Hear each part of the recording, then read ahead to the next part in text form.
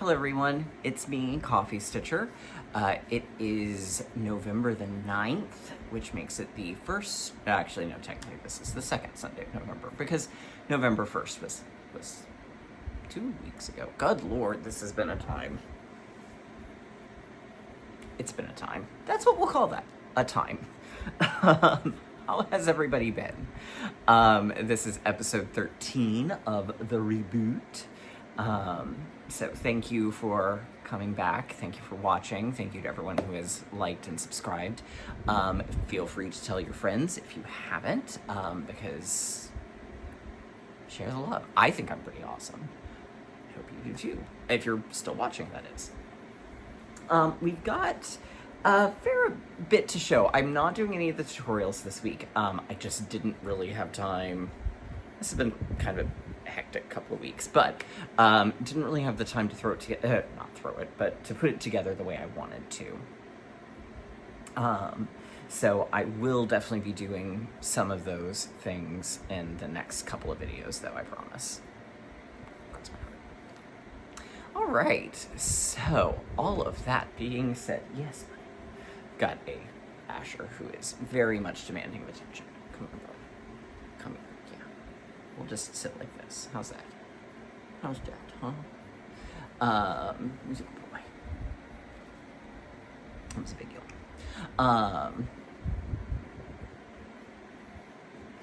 It's gonna be one of those nights, apparently. How is everybody? How have y'all been?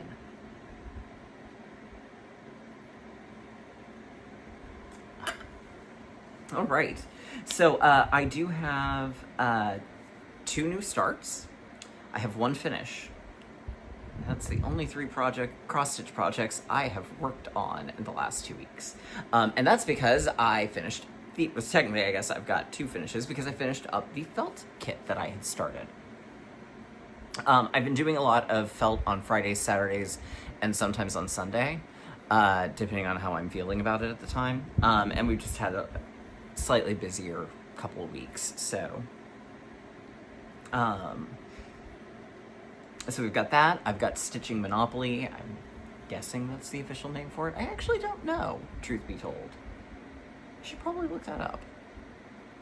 But yes, and then of course the mentions and things like that. So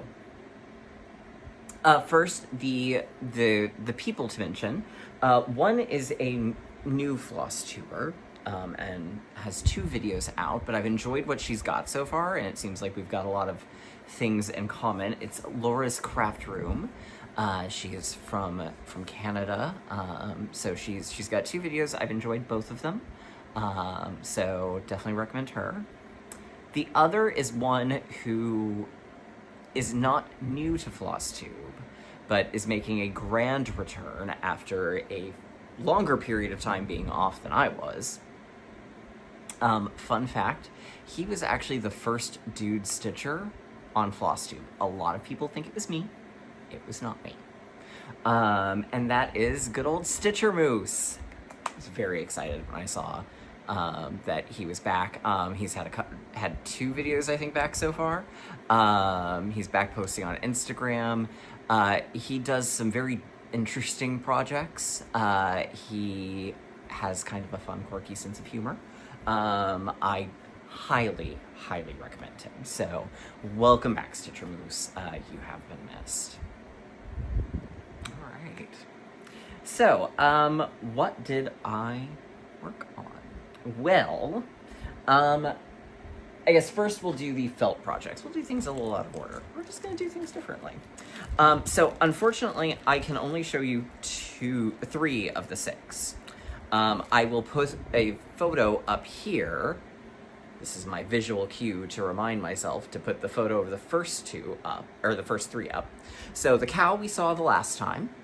Then we added a pig with a little candy cane in its mouth, and a horse. On both of those, really throughout all of these, I did use the sequins from Cartwright's instead of the kit sequins. I used silk lame braid where appropriate. And I don't think I made any big changes to either of them.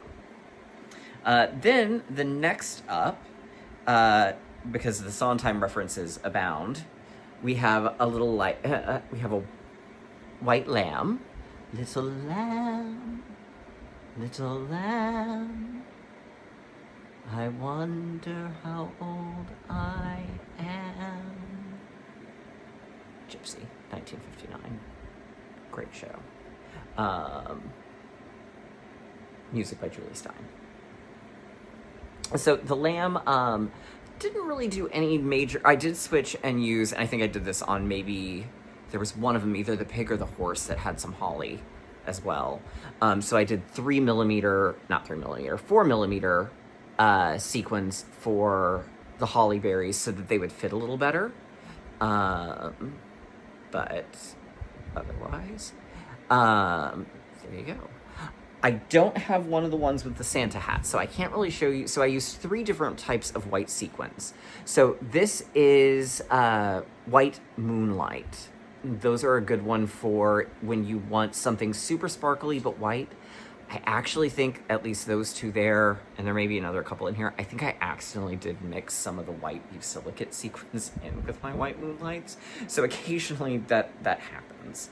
I think I forgot what I was doing and just sort of finished a project, threw some things back in there, and went. So there we go. The lamb. And then we've got the rooster. The rooster has a little fuzzy. There we go. The rooster, there were no real major changes to either.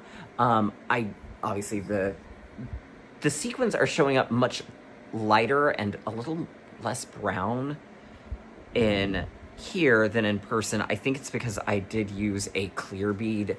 A lot of the times I'll use a brown bead, but for these I used clear, and I don't really quite know why I decided to do that, but I did. So that's probably part of why they're reflecting so bright. But it's got a little scarf, and I did... Nope, those are Cartwrights, never mind. Right. And then finally, the barn with silo, which I made the mistake. I should have, before I put the hanging or the hanger cord in, I should have held it up to see, was it going to hang at a slight angle, and it does. So I should have actually shifted the cord a little bit over this way, but that's okay. So this one, I did change. The barn door knobs were supposed to be green sequins, but I thought, I have gold. Why not use gold? That would be more logical. And then there were supposed to be green and pink sequins in the wreath, and I decided to use red and yellow ones that are 4 millimeter. Then there's one of the pink ones, which was called for. I did use treasure braid for the barn door cross-hatching. The Santa hats I all used white luminous on, so they're a lot more reflective. For the snow, I actually used clear AB, which means they've got an Aurora Borealis finish. And what I actually did was I took, and you can kind of see it from the side, they've got a 5 millimeter, which is the standard sequin size for B-silicates. So they've got a 5 millimeter, and then a 3 millimeter, and then the clear AB bead on top. So it makes it super shiny and reflective like snow. So, yeah. So that is Barnyard Cheer. The next kit that I will sort of be working on a little bit is going to be one that's called Gingerbread Christmas. I taught this to my EGA group. I'm doing it again with my church at the end of the month. And so I need to, since the church group is, I think, going to be a more novice or inexperienced skill set, I want to have like partial examples of things so that I can do that with them. So that'll be at least the partial next one, and then I'm not sure what I'll do after that.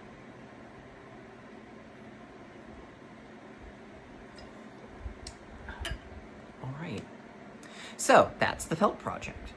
Now the cross stitching, which is what I think most of you are here for. But thank you for humoring me through the felt if you're not here for that. So we had a one of my big finishes. This is Jane Eyre by Stitching Book Club. I stitched it on Burgundy Truffle by Fortnite Fabrics. And here it is. So when last I left off, all that was left was what is this one? The name of this one? Ferndine. So Ferndine, Jane's silhouette, her initials, and like that little bit of border. So I did get that finished up. Well, and then the back stitch. So here it is in all its glory.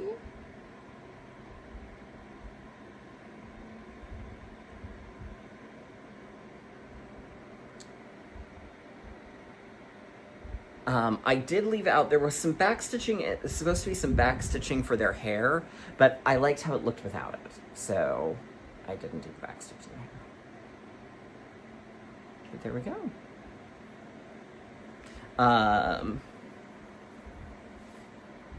So Jane Eyre is now done. The wheel did spin. The next one is going to be Dracula, so I'll show that one to you here momentarily. But it was a long-awaited finish. All right. Then we did have the new starts. So the first new start up was Sleepy Hollow by the Cricket Collection. And I am stitching this on 32 count Berry Smoothie by Shakespeare's Peddler. So here's essentially the full piece of fabric. What I did was I decided that what I wanted to make sure of was that I had enough fabric. So I started from the center point and worked my way all the way over to the left page.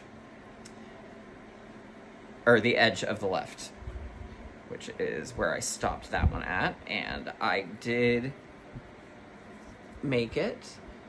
So we've got part of the bridge, leg of a horse, part of a tree, some leaves, part of another tree, and then the roof line of the Von Tassel house. I am not using the called for overdyes because I don't use Weeks Dye Works. So this is Old Covered Bridge by Gentle Arts. The purple is just a placeholder. At the moment, it is, I think, Old Purple Paint from Gentle Arts.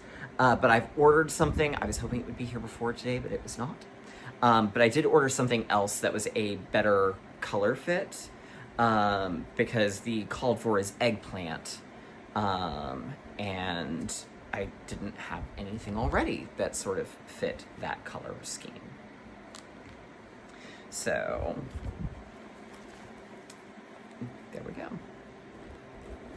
So that was new start number 1. And then new start number 2 was a direct result of stitching Monopoly, which I'll explain a little bit more in a moment. And that is Over the Garden Wall by Cozy Mouse Stitchery, I believe. Yes.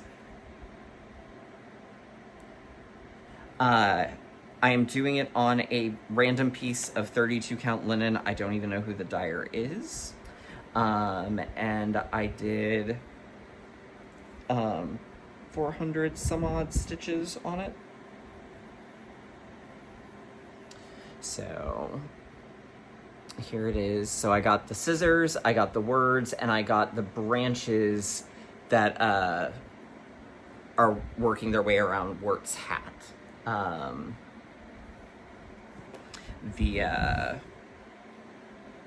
I did not have all the colors. I do now, but I did not have all the colors. So that was really about as far as I could take it when I started it without having to really start like a big motif that I knew I wasn't going to have time to finish. That was going to not be completed. So there we go. And I don't have an Over the Garden Wall needle minder, so I have, guess what? Chicken because that's what kind of 90s person I am. All right. And it is in my Little Mermaid Ursula bag that a friend made me. All right. And then the next up on the decision wheel is one of my Whip Go pieces for the month, and that is Stitcher Book Club by Cloudsfactory. So I'm up here in the Edgar Allan Poe part. I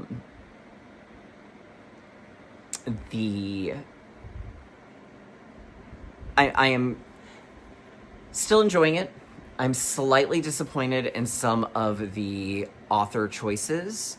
I feel like it skews, as much as I do love both horror and mystery, I feel like it skews into that genre a lot more than I feel like it should have. Because we've got Mary Shelley, we've got Edgar Allan Poe, we've got Stephen King, we've got Agatha Christie, we've got Arthur Conan Doyle. Depending on how you want to interpret Margaret Atwood.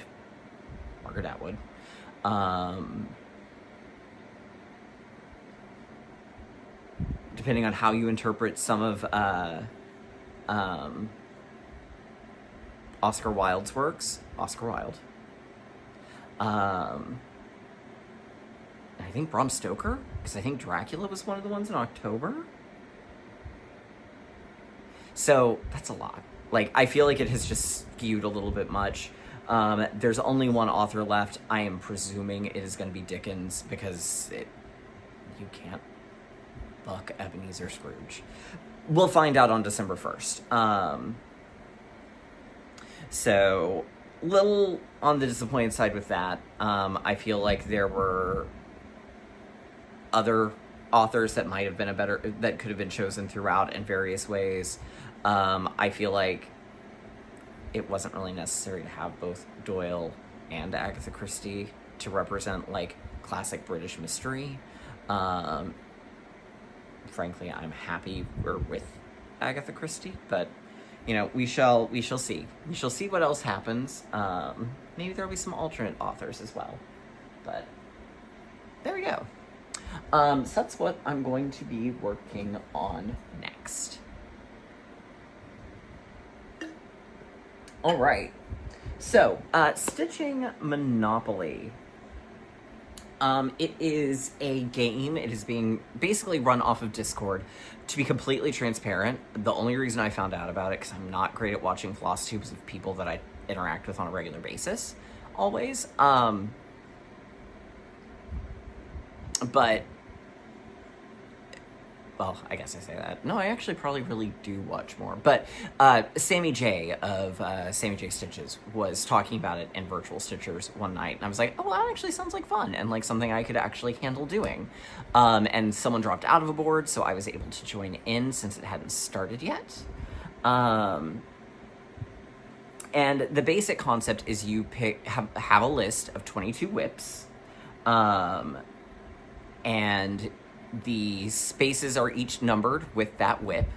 And then you roll your dice, you land, and the numbered square will dictate what you stitch. If it's like if it's like jail or a utility or a railroad, then there's some other like descriptors of things that you do to stitch on it. There's community chest and chance as well. So they've got some fun little things. There's some things that'll force you to trade. And of course, naturally, I ended up being the first roll. And so the first one that it landed on for me, of course, happened to be a New Start, which is over the garden wall.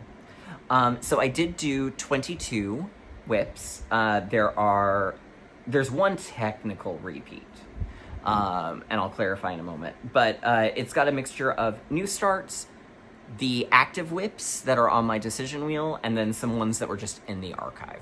Because, of course, there's every chance that I won't land on one of the squares, and it may never end up getting stitched on during a game, depending on how long the game goes. So the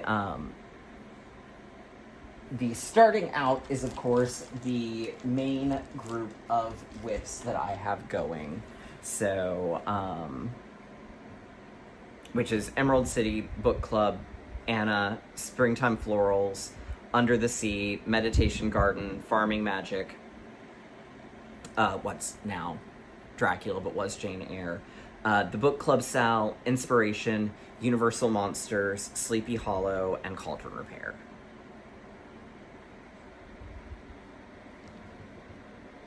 Wait a minute.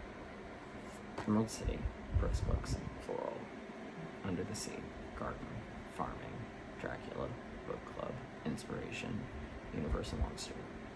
I don't know how I got 13 that time, but we did.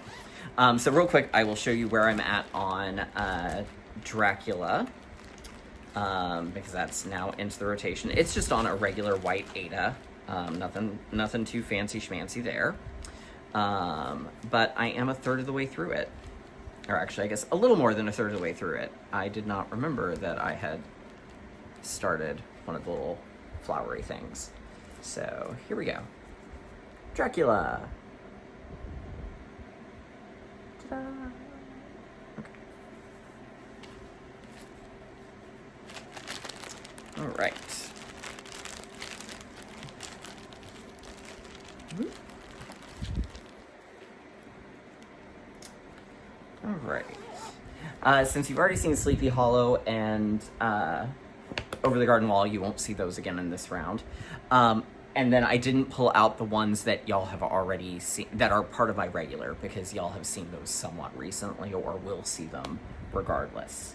So the remaining ones of the section, so when I said 22-ish, so Emerald City Sal, if it gets called after I've already done that one section for the month, then I have an alternate in place for it, which is to put more stitches in on Book Club. The Cloudsfactory one, not Stitching Book Club, which is, I know, very confusing. Okay. So the other ones, and these are in no particular order. So one of the ones that's coming back out from the archives is Paradise Lost by Plum Street Samplers. This one is actually technically my oldest whip at this point. And I may end up frogging the skin on the angel that's up here in the corner, because I feel like it can't really be seen that well. I may end up frogging both angels, but we'll see. But here's where I am on it. So we've got, I think it's 2 pages done and most of a third.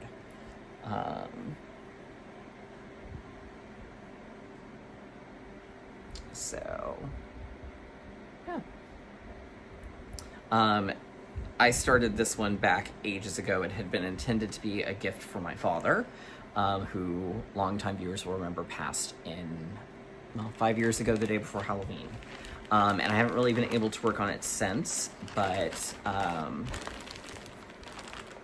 I'm feeling ready to work on it again. So I am greatly looking forward to getting to stitch on this one. And apparently the zipper on its baggie has broken off. All right, well, I'm gonna find a project bag to stick that one in, because it's got a lot of floss. Okay. This next one will be a new start. It is Seaside Sampler from Glory Bee Designs. So there's the pattern. And here is the unstarted piece of fabric that I'm going to use.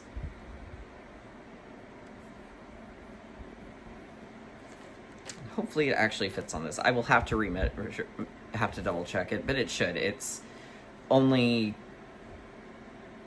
like 6 by 8 on 30 count, and I'm pretty sure this is 32 count, so it should be just fine.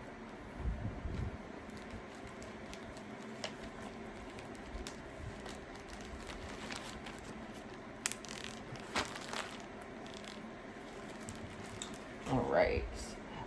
Then this one is one that I haven't worked on in a very long time. It is Twilight Woods by the Wishing Thorn. And it was a not a new start. It was a new moon new start. And You can see I got really far on it. So, yeah. And this one's on a Be Stitch Me one-off Eyre.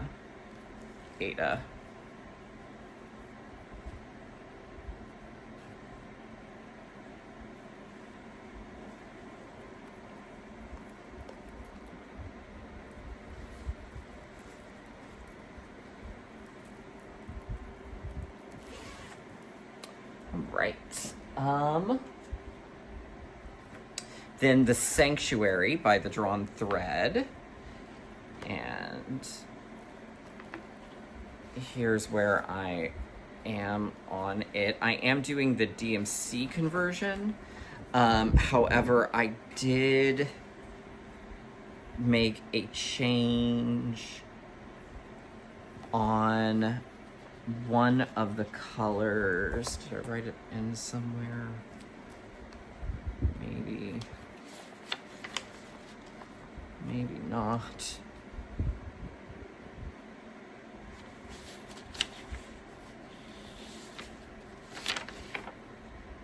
Okay, maybe not. The blue that's in the center is not the called for, because the called for wasn't really all that blue. But here's where I am on it.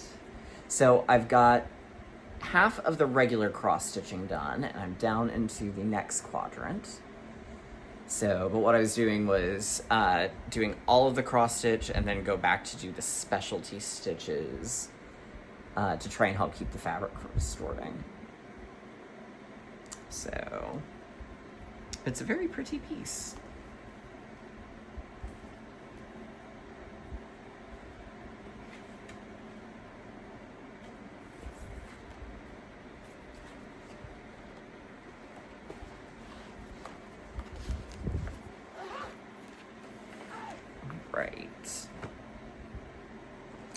Then Long Dog Samplers Quilts.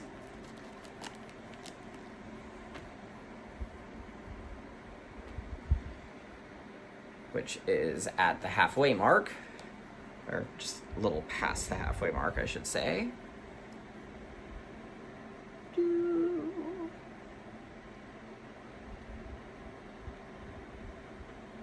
I really do love these colors on this one. They're so odd and quirky.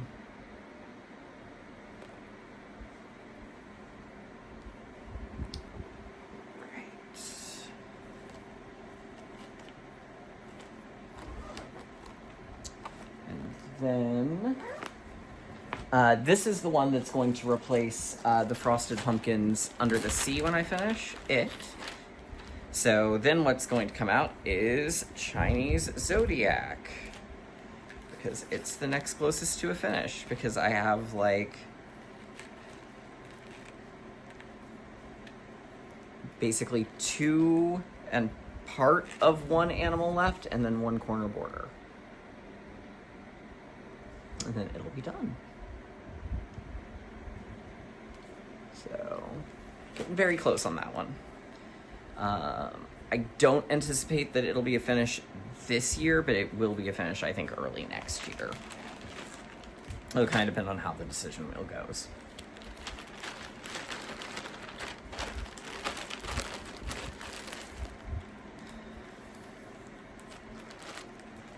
All right.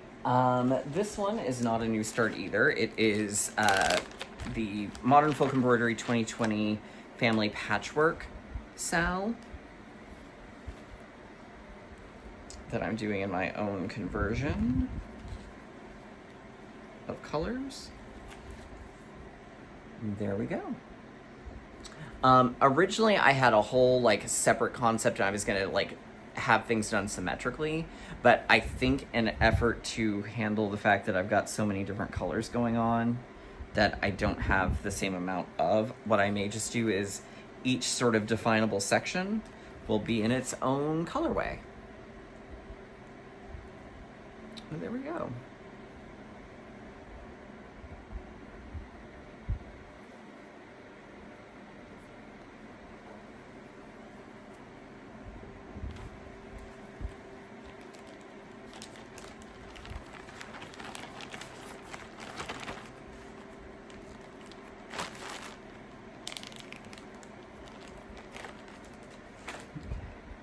This next one, or the next two, would be new starts.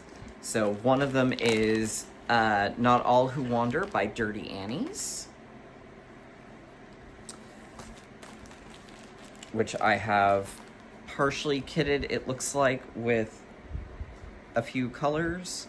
But most likely I will just be pulling colors at random from my stash. That was going to be a good stash dive piece. This one is Arranging Veggies, or Vegetables by Ink Circles. So there it is. And I'm fairly certain I have almost all of those colors. Oops, sorry, buddy. Already on hand. And it'll be done on this fabric, which is the, I think, chocolate raspberry from, I don't remember if that was Zweigert or Witchell. But it was the one that was supposed to be the color choice for Secret Garden from Stitching Book Club, and then I went with the other fabric that I had instead. And then finally, this one is not a new start. This is Blooming Tiny Town from Hands On Design, or Heart and Hands, excuse me. I have several of the towns, and that's where I'm at on that one. So, not terribly far, no. So we'll see. We'll see. I'm excited to see what my next turn will bring. There is one more person that has to take a turn, and then it'll be my turn again. And we'll find out what it is I'm going to be working on. Yeah. So I think that is everything for me this evening. I hope you all have a great 2 weeks ahead. The next video, looking at a calendar, there we go. The next video is going to be the week before Thanksgiving, or the Sunday before Thanksgiving in America, I should say.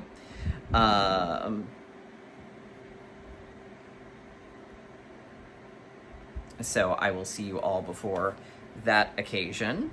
So I hope everyone has a good 2 weeks, and I will see you all back here next time. Bye, everybody.